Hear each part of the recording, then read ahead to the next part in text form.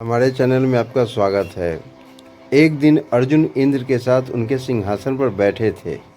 देवराज ने देखा कि पार्थ की दृष्टि देवसभा में नाचती हुई उर्वशी अप्सरा पर लगी है।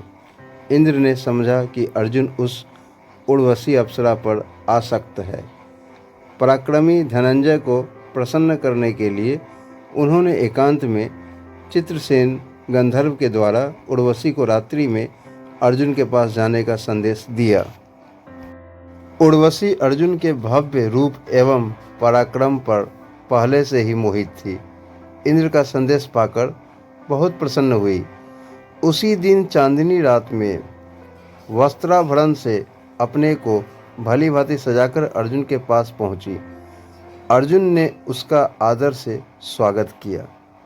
जो उर्वशी बड़े बड़े तपस्वी ऋषियों को खूब सरलता से विचलित करने में समर्थ हुई थी, भगवान नारायण की दी हुई जो स्वर्ग की सर्वश्रेष्ठ सुंदरी थी, एकांत में वह रात्रि के समय अर्जुन के पास गई थी। उसने इंद्र का संदेश कहकर अपनी वासना प्रकट की। अर्जुन के मन में इससे तनिक भी विकार नहीं आया। उन्होंने कहा, माता, आप हमारे पुरु वंश के पूर्वज महाराज पुरुरवा की पत्नी रही हैं। आपसे हमारा वंश चला है। भरत कुल की जननी समझकर ही देवसभा में मैं आपको देख रहा था और मैंने मन ही मन आपको प्रणाम किया था। देवराज को समझने में भूल हुई। मैं तो आपके पुत्र के समान हूँ, मुझे क्षमा करें। उर्वशी काम मोहिता थी। उसने बहुत समझाया कि स्वर्ग की अप्सराएं किसी की पत्नी नहीं होती। उनका उपभोग करने का सभी स्वर्ग आए लोगों को अधिकार है। परंतु अर्जुन का मन अविचल था।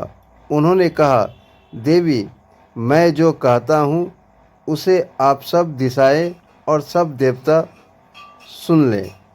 जैसे मेरे लिए माता कुंती और माद्री पूज्य हैं, जैसे सची मेरी माता हैं, वैसे ही मेरे वंश की जननी आप मेरी माता हैं।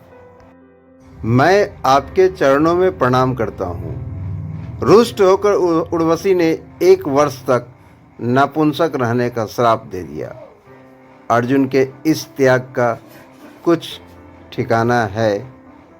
सभाओं में दूसरों के सामने बड़ी ऊंची बातें करना तो सभी जानते हैं, किंतु एकांत में युवती स्त्री प्रार्थना करे और उसे माता कहकर वहाँ से अछूता निकल जाए, ऐसे तो विरले ही होते हैं।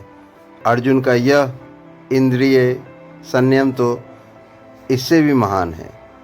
उन्होंने उस उर्वशी को एकांत में रोती गिड़गिड़ाती लौटा दिया, जिसके कटाक्ष मात्र से बड़े बड़े तपस्वी क्षण भर में विचलित हो जाते थे।